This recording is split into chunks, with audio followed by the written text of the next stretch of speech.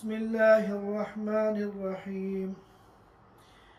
الحمد لله نحمده ونستعينه ونستغفره ونؤمن به ونتوكل عليه ونعوذ بالله من شرور أنفسنا ومن سيئات أعمالنا.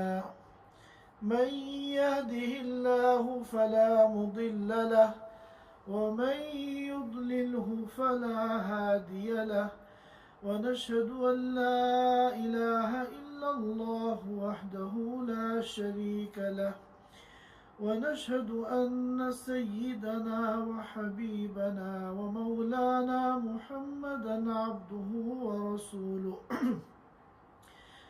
صلى الله تعالى عليه وعلى آله وأصحابه وبارك وسلم تسليما كثيرا كثيرا.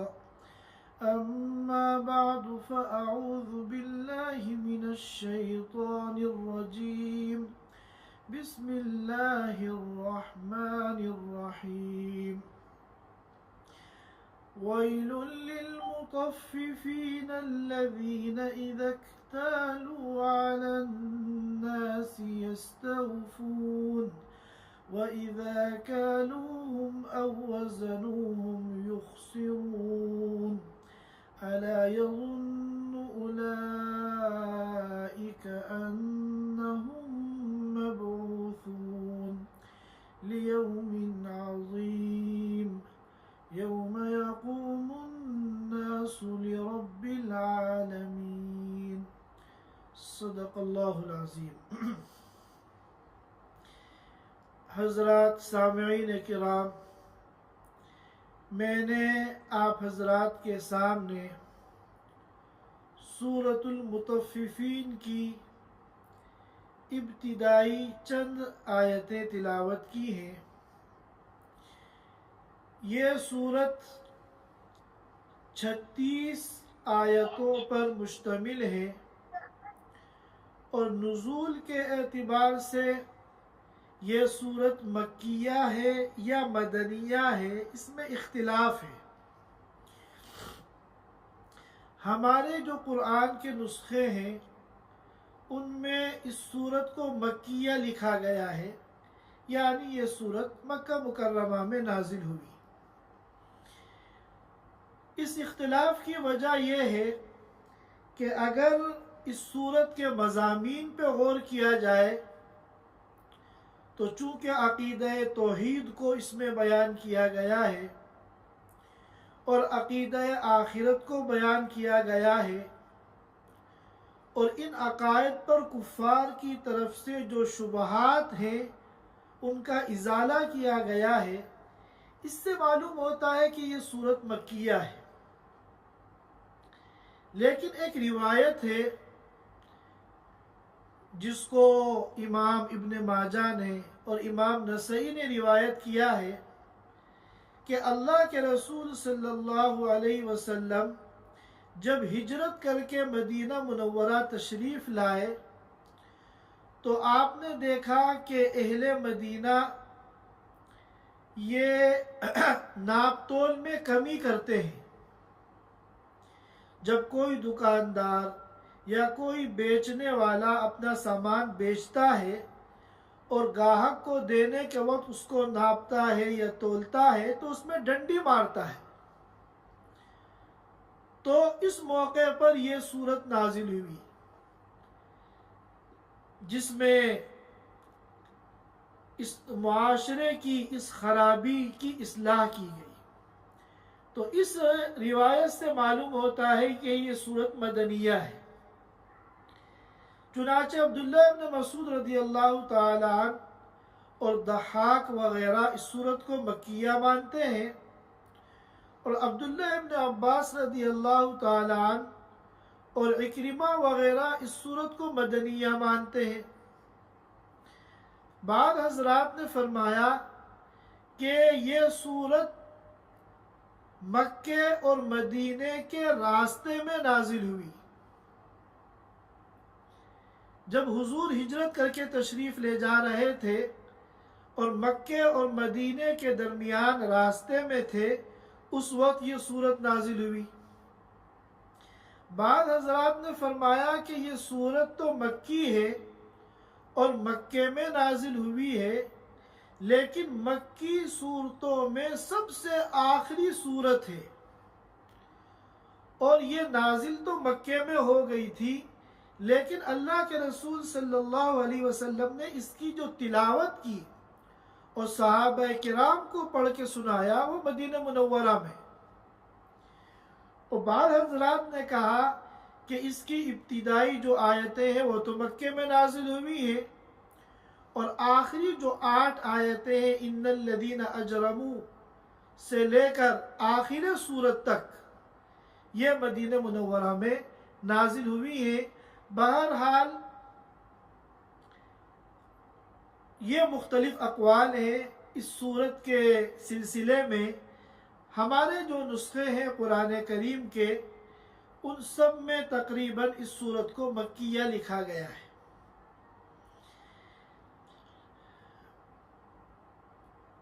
اس صورت مبارکہ کی تفسیر کو اور اس کے مفہوم کو اور اس کے مضامین کو سمجھنے سے پہلے یہ چند آیتیں جو میں نے ابھی آپ حضرات کے سامنے تلاوت کی ہیں، میں چاہتا ہوں کہ ہم پہلے اس کا ترجمہ سن لیں۔ اللہ تعالیٰ فرماتے ہیں وَيْلٌ لِّلْمُطَفِّفِينَ، ہلاکت ہو، بربادی ہو ان لوگوں کے لیے جو ناپ تول میں کمی کرنے والے ہیں۔ الذین اذا اکتالوا علی الناس یستوفون، وہ لوگ جب لوگوں سے ناپ کر لیتے ہیں، اذا اکتالوا علی الناس، جب لوگوں سے ناپ کر کوئی چیز لیتے ہیں، یستوفون تو پورا پورا لیتے ہیں۔ جب لینے کا موقع ہوتا ہے تو ذرا سی بھی کمی ان کو گوارا نہیں ہے، پورا پورا لیتے ہیں۔ وَإِذَا كَالُوهُمْ، لیکن جب ناپ کر انہیں دیتے ہیں، او وزنوہم، یا تول کر ان کو دیتے ہیں، وَإِذَا كَالُوهُمْ او وزنوہم، اور جب ناپ تول کر لوگوں کو دیتے ہیں، یخسرون تو اس کو گھٹا دیتے ہیں، یعنی ناپ تول میں ڈنڈی مار دیتے ہیں۔ اب ظاہر ہے کہ یہ معاشرے کی اتنی بڑی خرابی ہے کہ جس کی بنیاد ایک تو لالچ ہے، لالچ بجائے خود ایک بہت بری عادت ہے، اور دوسرا کنجوسی ہے، بخل ہے۔ جو لوگ سخی ہوتے ہیں وہ زیادہ سے زیادہ دیتے ہیں،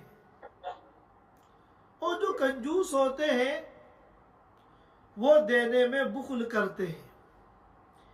تو یہ معاشرے کی جو اتنی بڑی خرابی ہے یہ کیوں پیدا ہوتی ہے، اس کی طرف اگلی آیتوں میں اشارہ فرمایا۔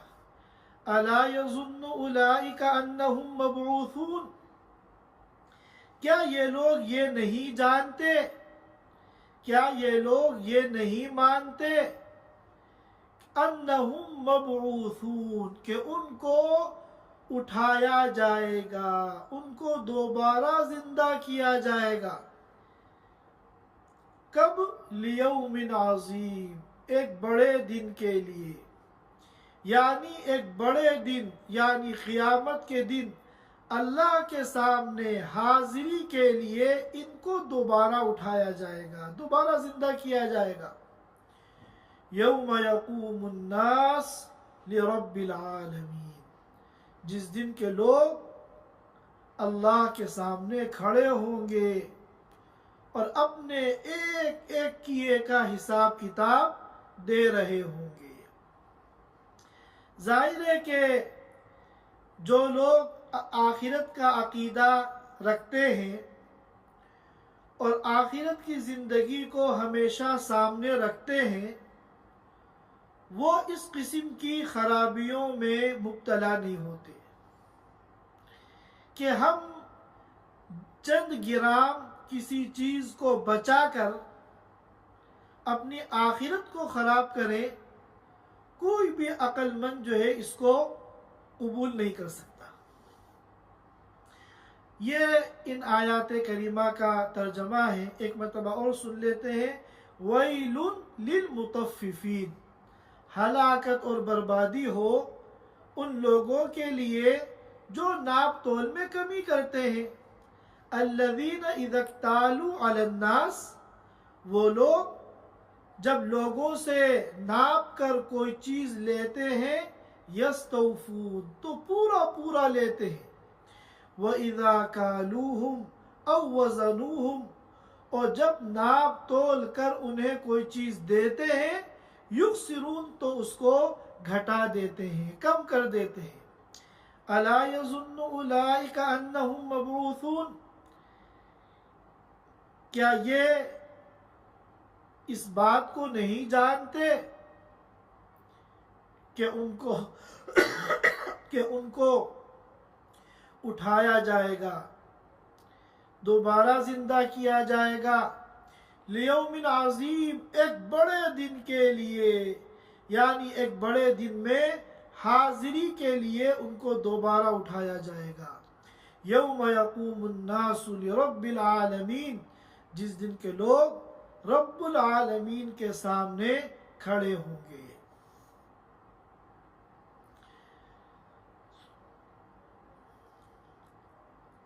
یہ ان آیات کریمہ کا ترجمہ ہے۔ اب ہم ان کی تفسیر کو سمجھ لیتے ہیں۔ شان نزول کے اعتبار سے تو یہ روایت ابھی مختصراً میں نے آپ کے سامنے پیش کی ہے کہ اللہ کے رسول صلی اللہ علیہ وسلم جب مدینہ منورہ تشریف لے گئے ہجرت کر کے، تو وہاں اہل مدینہ کی ایک خرابی اور ایک انتہائی گھٹیا حرکت اللہ کے رسول کے سامنے آئی،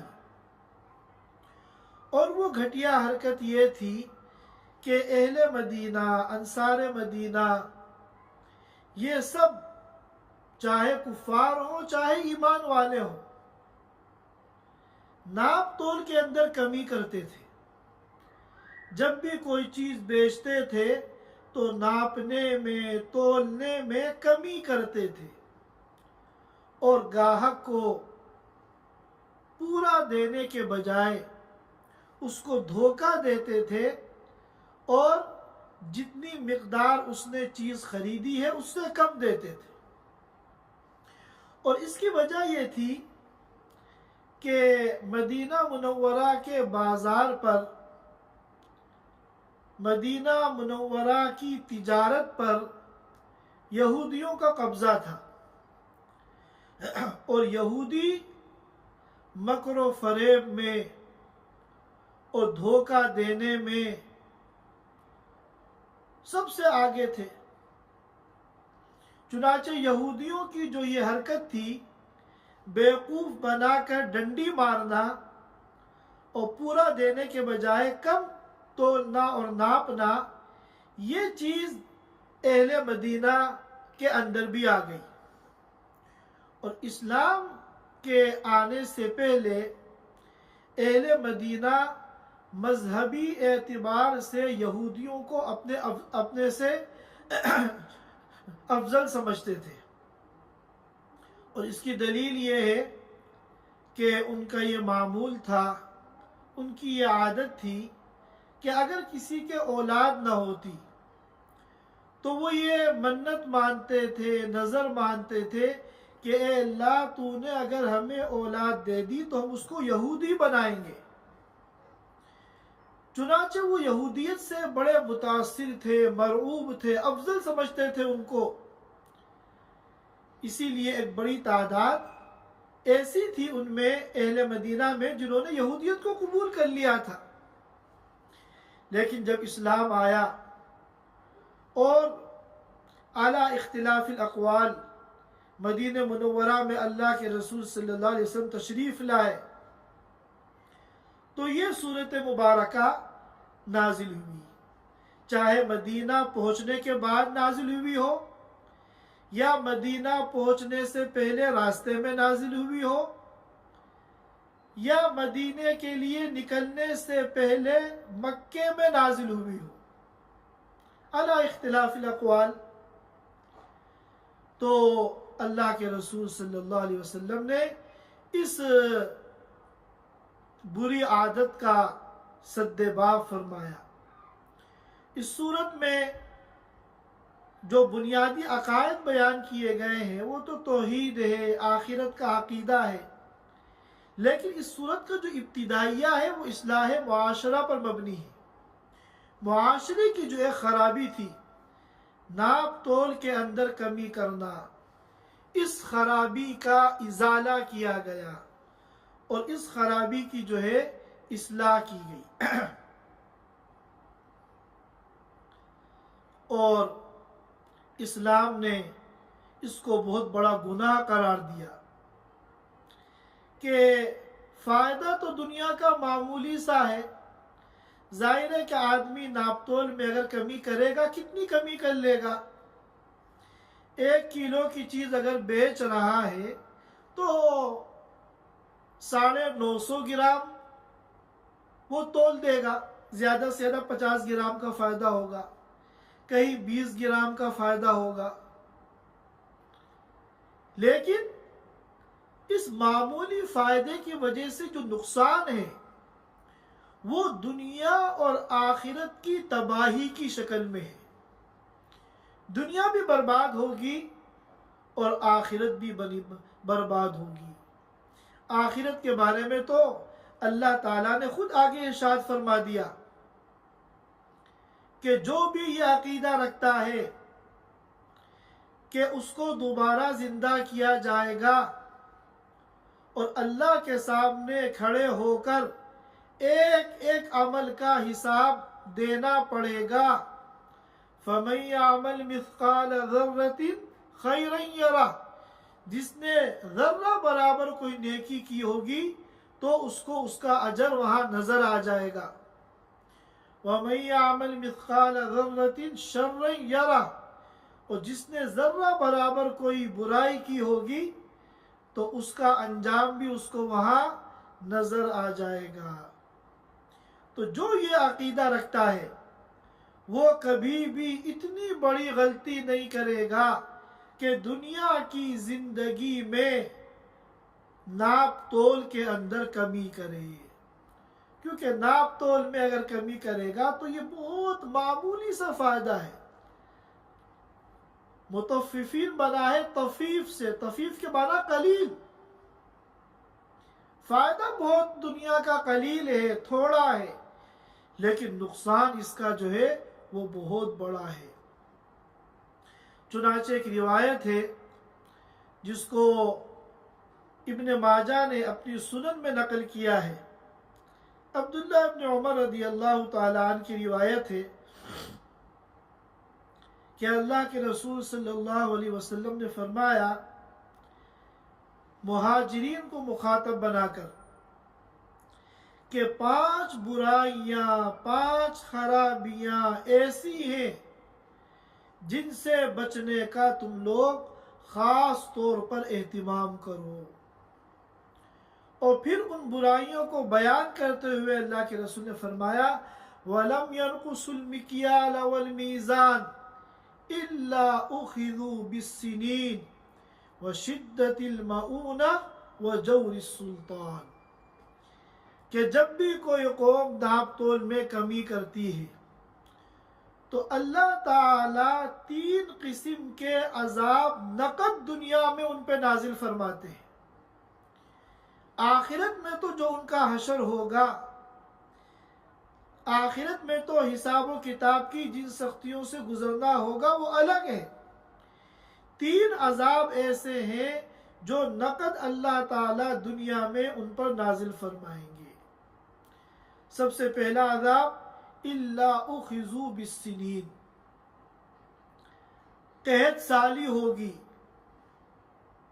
قحط پڑے گا، خشک سالی ہوگی، اللہ تعالیٰ آسمان سے بارش کو روک دیں گے، جس کی وجہ سے پیداوار کے اندر کمی ہوگی اور کھانے پینے کے لالے پڑ جائیں گے۔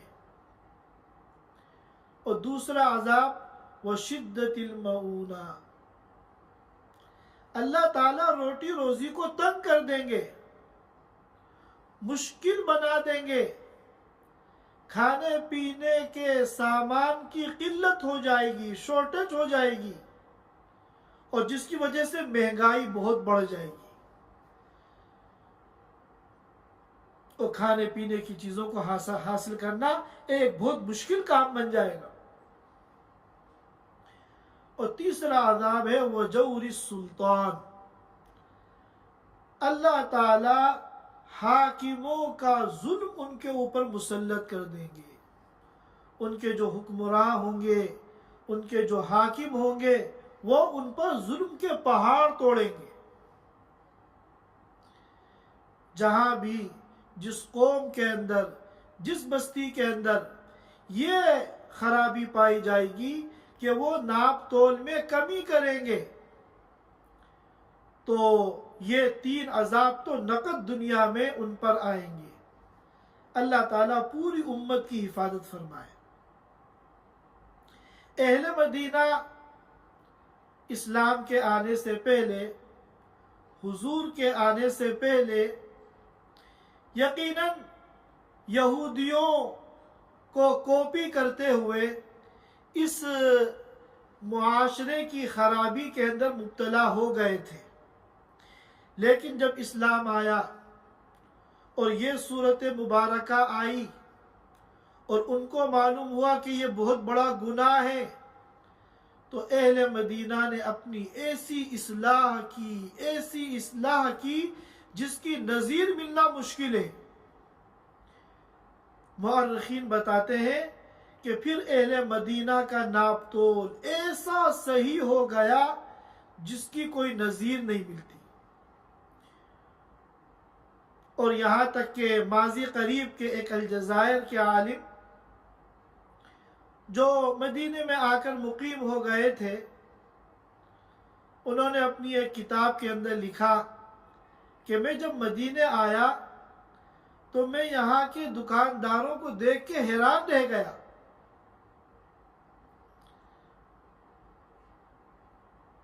کہ جب بھی کوئی چیز وہ میں بازار سے خریدتا ہوں اور وہ ناپ تول کر مجھے دیتے ہیں تو زیادہ کر کے دیتے ہیں، اور اتنا زیادہ کر کے دیتے ہیں اہل مدینہ کہ میں حیرت میں ہوں یہ لوگ کماتے کیسے ہیں۔ ظاہر ہے کہ 10 ریال کی کوئی چیز بیچ رہے ہیں تو اس میں 1 ریال کا فائدہ ہوتا ہے، اب اگر وہ 100 گرام 50 گرام زیادہ دیں گے تو اس 1 ریال کا بھی فائدہ نہیں ہوگا۔ اور یہی وجہ ہے کہ پھر فضیل بن عیاض رحمۃ اللہ علیہ کا واقعہ میں نے غالباً ایک موقع پہ بیان کیا تھا کہ اپنے بیٹے کو دیکھا انہوں نے کہ وہ اپنی دکان پر بیٹھا ہوا ہے اور تھوڑی تھوڑی دیر میں جو ترازو ہے، اسکیل ہے، اس میں سے دھول صاف کر رہا ہے۔ ہر گاہک کے جانے کے بعد، ہر 5-10 منٹ کے بعد وہ دھول صاف کر رہا ہے۔ انہوں نے کہا کہ تم بار بار ہر 5-10 منٹ میں دھول کیوں صاف کر رہے ہو؟ تو ان کے بیٹے نے کہا کہ مجھے ڈر ہے کہ کہیں اس پر دھول کے آنے کی وجہ سے اس کا وزن جو ہے خریدی ہوئی چیز میں شامل نہ ہو جائے اور پھر میرا بھی شمار مطففین میں نہ ہو جائے، ناپ تول کے اندر کمی کرنے والوں میں۔ تو فضیل بن عیاض اپنے بیٹے کے اس جواب سے اتنا خوش ہوئے کہ انہوں نے فرمایا کہ تمہارا یہ عمل جو ہے 10 حج عمرہ کرنے سے افضل ہے۔ بہرکیف اس کے بعد اللہ تعالیٰ نے فرمایا کہ یہ جو خرابی اور گھٹیا حرکت انسان کرتا ہے، یہ جب ہی کرتا ہے جب وہ آخرت سے لاپرواہ ہو۔ جس کے سامنے آخرت کی زندگی ہوگی، قیامت کے ہولناک مناظر ہوں گے. وَكُلُّهُمْ آتِيهِ يَوْمَ الْقِيَامَةِ فَرْدًا، ہر ایک کو تنہا اللہ کے سامنے کھڑا ہونا ہے اور ایک ایک اپنے عمل کا حساب دینا ہے. جب یہ عقیدہ انسان کے ذہن میں ہوگا تو وہ کبھی اس قسم کی گھٹیا حرکت کر کے اپنی دنیا اور آخرت برباد نہیں کرے گا. أَلَا يَظُنُّ أُولَٰئِكَ أَنَّهُمْ مَبْعُوثُونَ، کیا ان کو یہ یقین نہیں ہے؟ یہاں پر جو ظن ہے یہ گمان کے معنی میں نہیں ہے، علم کے معنی میں ہے، یقین کے معنی میں ہے. کیا ان کو اس بات کا یقین نہیں ہے انہم مبعوثون، کہ ان کو اٹھایا جائے گا، دوبارہ زندہ کیا جائے گا. لیوم عظیم، ایک بڑے دن کے لیے، یعنی قیامت کے دن کے لیے. اور ظاہر ہے کہ قیامت کا دن جو ہے یہ بڑا عظیم دن ہے. اس کو یوم عسیر بھی کہا گیا ہے، بڑا مشکل دن ہے. اور یوم ثقیل بھی کہا گیا ہے، بڑا بھاری دن ہے. یہ کیفیت کے اعتبار سے بھی بڑا عظیم ہے. کیسے کیسے ہولناک واقعات قیامت کے دن پیش آئیں گے، کیسا کیسا افراتفری اور نفسا نفسی کا عالم ہوگا. اللہ تعالیٰ بذات خود حساب کتاب لینے کے لیے تشریف لائیں گے. سالہ سال تک لوگ ٹک ٹکی باندھ کر ایک طرف دیکھ رہے ہوں گے، اس انتظار میں کہ کب ہمارا حساب کتاب شروع ہوتا ہے. بڑے بڑے اولو العزم انبیاء جو کہ خلیل اللہ ہے، کلیم اللہ ہے، ابو البشر ہیں، اس دن سب اللہ کی ہیبت اور جلال کے آگے سفارش کرنے سے انکار کر دیں گے. تو اگر کیفیت پہ غور کریں تو کیسے ہولناک اور عظیم واقعات اس دن پیش آئیں گے. اور اگر ہم کمیت پہ غور کریں تو کمیت کے اعتبار سے بھی یہ دن بہت بڑا ہے. یہ قیامت کا جو دن ہے یہ 24 گھنٹے کے برابر نہیں ہے، بلکہ فی یوم کان مقدارہ 50,000 سنہ، 50,000 سال کے برابر یہ دن ہوگا. کان مقدارہ 50,000 سنہ، 50,000 سال کے برابر یہ دن ہوگا. اس کے بعد فرمایا یوم یقوم الناس لرب العالمین، جس دن کے لوگ رب العالمین کے سامنے کھڑے ہوں گے. کیسا عجیب و غریب منظر ہوگا اور کیا اس وقت کی کیفیات ہوگی. بخاری شریف میں اور مسلم شریف میں روایتیں ہیں جن سے معلوم ہوتا ہے کہ اللہ تعالیٰ سورج کو اتنا قریب کر دیں گے، اتنا قریب کر دیں گے کہ 1 میل کا فاصلہ باقی رہ جائے گا. 1 میل کی مقدار پر سورج آ جائے گا. اور میل کے 2 معنی ہیں. ایک معنی تو میل وہی ہے جو کلومیٹر کے مقابلے میں ہم بولتے ہیں، کلومیٹر سے کچھ زیادہ ہوتا ہے، جس کو انگلش میں ہم مائل کہتے ہیں. اور ایک معنی میل کے عربی زبان میں آتے ہیں سرمے دانی کی سلائی. جو سلائی ہم سرمے دانی میں ڈالتے ہیں اور پھر اس سلائی کو اپنی آنکھوں میں لگاتے ہیں، اس کو بھی میل کہتے ہیں. تو دونوں قول ہیں. بعض نے کہا کہ 1 مائل کے بقدر سورج آ جائے گا قریب، اور بعض نے کہا نہیں، سرمے دانی کی جو سلائی ہے اس کے بقدر سورج انسانوں کے قریب آ جائے گا. اور پھر انسان اپنے اپنے گناہوں کے اعتبار سے پسینوں میں ڈوبے ہوئے ہوں گے. کوئی ٹخنوں تک پسینے میں ڈوبا ہوا ہے، کوئی گھٹنوں تک پسینے میں ڈوبا ہوا ہے، کوئی کمر تک پسینے میں ڈوبا ہوا ہے، اور کوئی منہ تک پسینے میں ڈوبا ہوا ہے، اس کے منہ تک پورا وہ پسینے میں ڈوبا ہوا ہے.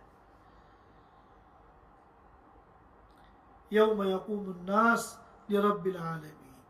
اس کیفیت میں اور اس حالت میں لوگ قیامت کے دن اللہ کے سامنے کھڑے ہوں گے. یہاں پر یہ بات بھی ہمیں سمجھنی چاہیے کہ یہ جو تطفیف ہے، ناپ تول میں کمی کرنا، ایک تو اس کا خصوصی مفہوم ہے. خصوصی مفہوم تو وہی ہے جو شان نزول سے بھی معلوم ہوتا ہے، اور جو ابھی میں نے آپ کے سامنے بیان کیا کہ جب انسان کوئی چیز بیچے، کوئی چیز فروخت کرے، تو ناپنے میں، تولنے میں ڈنڈی مارے اور پورا دینے کے بجائے کم دے.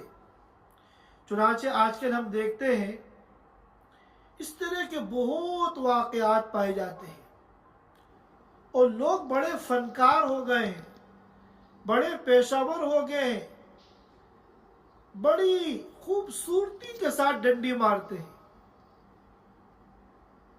اللہ تعالی ہم سب کی، پوری امت کی اس گناہ کبیرہ سے حفاظت فرمائے. لیکن اس کا ایک عمومی مفہوم ہے. عمومی مفہوم کیا ہے؟ کہ کسی کے حق ادا کرنے میں ڈنڈی مارنا.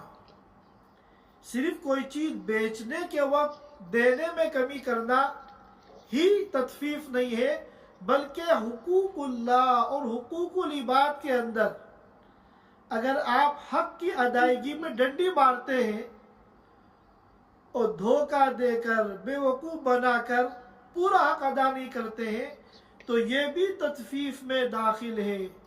اور تطفیف پر جو اللہ کی وعیدیں ہیں دنیا اور آخرت میں، یہ بندہ بھی ان وعیدوں کا مستحق ہوگا. چنانچہ عبداللہ ابن عباس رضی اللہ تعالی عنہ، جو جلیل القدر صحابی ہیں، اللہ کے رسول صلی اللہ علیہ وسلم کے چچا زاد بھائی ہیں، اور ان کی یہ خصوصیت ہے کہ اللہ کے رسول صلی اللہ علیہ وسلم نے ان کو دعا دی تھی، اللہم فقہہ فی الدین وعلمہ التأویل. اے اللہ ابن عباس کو دین کی سمجھ عطا فرما اور تفسیر کا علم ان کو عطا فرما. اتنی قیمتی اور مبارک دعا اللہ تعالیٰ نے عبداللہ ابن عباس رضی اللہ تعالیٰ عنہ کو دی تھی. ان کا واقعہ ہے، ایک موقع پہ وہ تشریف فرما تھے اور ان کے سامنے ایک شخص آیا، نماز پڑھنے لگا، اور نماز میں اس نے ایسی جلدی نماز پڑھی، نہ ٹھیک سے قیام کیا، نہ ٹھیک سے رکوع کیا، نہ ٹھیک سے سجدہ کیا. ایسی جلد بازی میں اس نے نماز پڑھی کہ جب نماز پڑھ کے وہ فارغ ہوا تو انہوں نے فرمایا طففتا. جس طرح ناپ تول میں کمی کرنا گاہک کے حق کو مارنا ہے، اسی طرح تو نے جو نماز میں یہ کمی کی ہے، یہ جو ڈنڈی ماری ہے تو نے بھی اللہ کے حق کو ضائع کیا ہے. اب جس طرح دنیا میں لوگ جب لیتے ہیں تو پورا لیتے ہیں، ایک گرام بھی کم ہو جائے تو ان کو گوارا نہیں ہے، برداشت نہیں ہے، اور جب دیتے ہیں تو ڈنڈی مارتے ہیں. اسی طرح تو بھی اللہ سے تو یہ چاہتا ہے اللہ تیری ساری خواہشات پوری کرے، لیکن جب تو اللہ کی عبادت کرتا ہے تو اس میں ڈنڈی مارتا ہے. تو ہر قسم کے حقوق اللہ میں، حقوق العباد میں کمی کرنا، یہ بھی مطففین میں داخل ہے. چنانچہ ہم لوگ جب ملازمت کرتے ہیں، ڈیوٹی کرتے ہیں، اب 8 گھنٹے کی ڈیوٹی ہے اور سیلری متعین ہے، تو جب ہمارا آفس کا ٹائم 8 گھنٹے کا ہے، جاب کا ٹائم 8 گھنٹے کا ہے، 6 گھنٹے کا ہے، اور پھر اس کی سیلری متعین ہے، تو گویا کہ ہم نے کمپنی کو یا ادارے کو اپنے یہ 8 گھنٹے بیچ دیے. اب ہم یہ چاہتے ہیں سیلری تو ہمیں پوری ملے، لیکن اس 8 گھنٹے میں ہم ڈنڈی مارتے ہیں۔ ادارے کی مینجمنٹ کے اجازت کے بغیر، ان کے علم میں لائے بغیر ہم دھوکے بازی سے اپنے وقت کو چراتے ہیں، دیر میں پہنچتے ہیں یا جلدی نکل جاتے ہیں یا آنکھوں میں دھول جھونک کر بیچ میں آدھے پون گھنٹے کے لیے نکل جاتے ہیں۔ اگر ادارے کے علم میں ہے اور ان کی اجازت سے ہے تب تو کوئی مسئلہ نہیں ہے، لیکن آنکھوں میں دھول جھونک کر اگر ہم ہوشیاری دکھلا کر اس طرح پورا وقت دینے کے بجائے اس میں ہم کمی کر رہے ہیں، ڈنڈی مار رہے ہیں، تو یہ بھی گویا کہ ہم متففین میں داخل ہیں۔ ہمارے بعض اسلاف صالحین اور اکابر کا معمول تھا کہ اولاً تو مدرسوں میں پڑھاتے تھے، وہ معمولی تنخواہیں ہوتی تھی، جیسا کہ ان کا علم ہے، ان کی صلاحیت ہے، ان کی خدمت ہے، اس کے مقابلے میں اس تنخواہ کی کوئی حیثیت نہیں ہے۔ لیکن پھر بھی پورے مہینے جن دنوں میں وہ تاخیر سے آتے تھے، کسی دن 5 منٹ لیٹ ہو گئے، کسی دن 10 منٹ لیٹ ہو گئے، کبھی ایمرجنسی میں 15 منٹ پہلے جانا پڑ گیا مدرسے سے، تو ان سب کو وہ ڈائری میں لکھتے تھے، اور مہینے کے آخر میں سارے ان اوقات کا ٹوٹل کر کے وہ دفتر میں یہ درخواست دیتے تھے کہ میری تنخواہ میں سے اتنے وقت کی تنخواہ کاٹ لی جائے، کیونکہ میں نے جو ایگریمنٹ کیا ہے کہ اتنے گھنٹے مدرسے میں کام کروں گا، میں اپنی بعض مجبوریوں کی وجہ سے پورا کام نہیں کر پایا، یہ پورے مہینے میں 2 گھنٹے 3 گھنٹے 5 گھنٹے جتنے بھی بنتے ہو ٹوٹل، وہ یہ درخواست دیتے تھے کہ اتنے وقت کی تنخواہ جو ہے میری سیلری میں سے کاٹ لی جائے۔ کیوں؟ صرف اس لیے کہ کل قیامت کے دن ہمارا متففین کے اندر شمار نہ ہو جائے، ڈنڈی مارنے والوں کے اندر شمار نہ ہو جائے۔ اللہ تعالی ہم سب کو دین کو سمجھنے کی توفیق عطا فرمائے اور تقوی والی زندگی اختیار کرنے کی توفیق عطا فرمائے، اور ہر قسم کی بدعملی سے، دھوکہ دہی سے اور ہر قسم کے گناہ سے بچنے کی اللہ تعالی ہم سب کو توفیق عطا فرمائے۔ وآخر دعوانا ان الحمدللہ رب العالمین۔ Thanks for watching. Don't forget to like, comment, share and subscribe to Al Wahid channel.